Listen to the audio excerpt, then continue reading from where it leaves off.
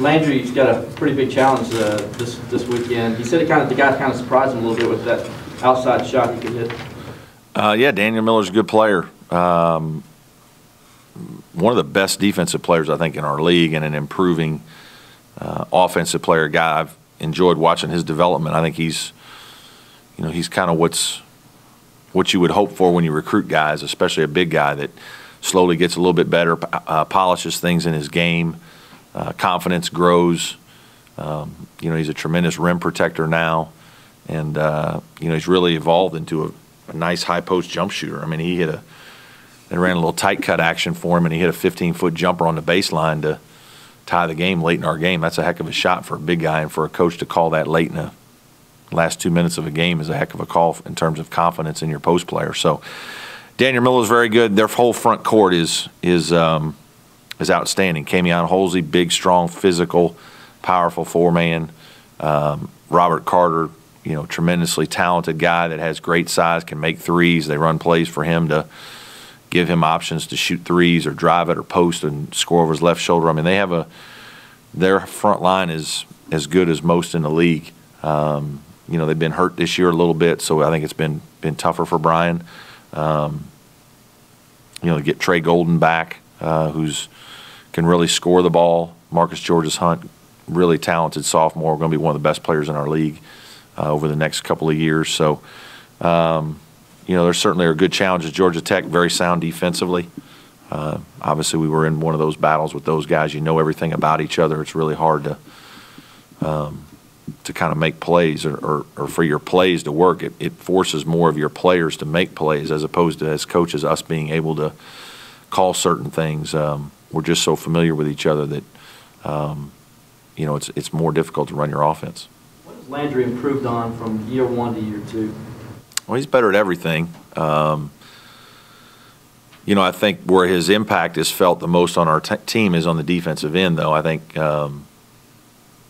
frankly, I think he's a better post defender than our two guys last year. He's just bigger. His length around the rim is a factor. He can block some shots. He alters shots. He has good foot quickness for a guy his size to be able to move laterally and stay in front of certain people. Rebounding has been solid. He certainly can get much better offensively, but I think we're starting to see him make some moves and score in some ways. He actually can make a little 15-foot jump shot every once in a while. We don't have him do it very much, but a little bit. So he's improved a lot. I think the big thing with him is just confidence and becoming a little bit more of a dominating personality. It's the challenge for me in coaching him, is to get him to be nastier all the time, more physical, and to have a demanding personality on the court. After this past game, do you feel better going in with KJ kind of getting held in check about your offense overall, that guys can step up? Certainly, Rod. Well, I feel better that the guys, made some shots, made some plays, and hopefully that gives them confidence to move forward. I think we're not changing our offense or designing new things for other people all the time. Those guys are still going to get similar shots. It's just good that they're coming off a game where they made shots, and hopefully that helps them feel more comfortable and confident, and hopefully Rod stays in an attack mode. DeMarcus is aggressive and shoots the ball with consistency. We certainly, that's when we have better balance, is when we're a more dynamic team, a more potent offensive team, and what we need against in this game too, because they'll do a good job on KJ. Are you surprised that you guys still have to kind of push Rod in that direction? Because it's not a little bit. Seems like something you've been talking about. Yeah, I mean, just this year, really. I don't think in years past it was as much, an expectation. Certainly not his freshman year at all. A little bit last year, he could have been aggressive at times. I think certain games he was, but I think, in all honesty, we probably were trying to get the ball to Milton Book more and even Roper off screens last year, and Rod, or KJ in certain situations, and Rod was kind of next. This year, because of the makeup of our team, it's Rod's place offensively on our team, and with him having the ball as much as he does, I think he needs to stay aggressive, and he needs to keep looking to make plays. I mean, we've talked to him about it most of the year. There are just times he doesn't do it, and we need him to still put pressure on the defense. Have you endured a season like Gregory's going through now with the injuries.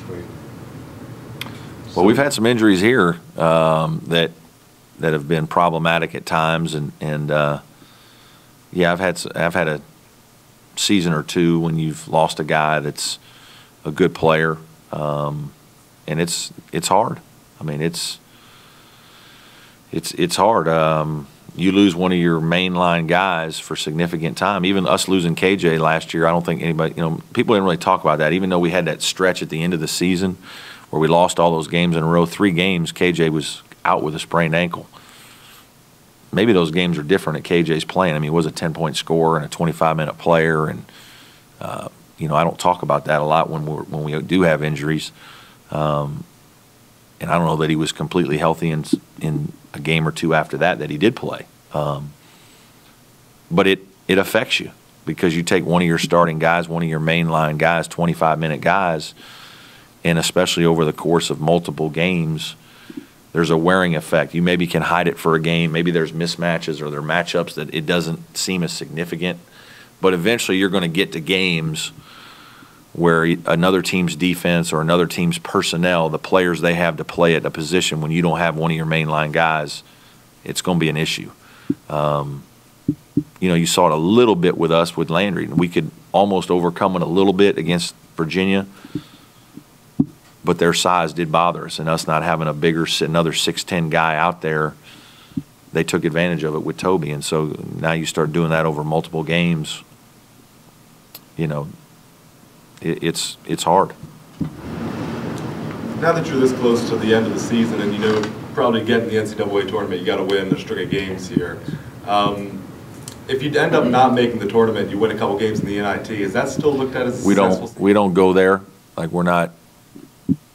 We'll talk about the end of the season at the end of the season and what our success and failures are, and what we accomplished and what we want to improve on and all those kinds of things. We don't judge that now. We don't worry about that now. We just take the week that we're in and do the best we can in preparation for that week, try to play as well as we can, and when we get to the end of the season, we'll start thinking about the things that we accomplished and what we didn't. I was looking at the ACC tournament's 2 weeks from today and yesterday. Can you talk about how hard it would be for a team to have to play on Wednesday and then actually have a shot to play on Sunday, playing 5 games in 5 days? Yeah, it's been done before, certainly, but it's rare. The number one thing is you're going to play. You have to go through a lot of really good teams to get to a Sunday game. You're going to have to win some big games, and then obviously just the wearing effect of playing day after day after day. There comes a point when a lot of times eventually you might run out of gas, and that's. I don't think it's anything anybody doesn't see. Certainly, you're just trying to do as well as you can in the regular season to finish with the best record you can to get a better seed. But it's also just a point of pride in terms of having a good regular season record and being proud of how your team played over the course of a long 18-game ACC schedule. In some ways that's as significant. And when you talk about evaluating things at the end of the season, that's something you would be proud of your team for if you play well enough to finish high in this league. Did you read anything from CBS Sports yesterday? I did not. An article that had 15 coaches who were considered on the hot seat. You were listed on there, but the guy started off saying how you guys have exceeded the expectations coming in this year and improved from last year, but went on to say that he didn't think that you would survive the season. That's got to be kind of, one, awkward to hear, and two, you've probably never experienced something No, like that'd be the first time that's ever happened to me or whatever, and obviously I can't control what people write or say or, try not to worry about things like that too much, especially in the heat of battle with our season going on. We're just trying to do the best we can to win as many games possible, put our guys in position to have a chance to win games. And all the, speculation with all those kinds of things is something you talk about with your administration at the end of the season and, have conversations. but I don't feel that way, if that's what you're asking. And you know, I'm proud of what our team's done this year. Very proud. So when you're sitting, your seat's pretty cold. I don't know. You got to talk to my administrators. They're the ones that control all that. But I'm very proud of the way our team has played, how well we've played, how well we've competed, and what these guys have done so far. So, again, we judge it all at the end of the season eventually. All right, thank you. Okay. Thank you.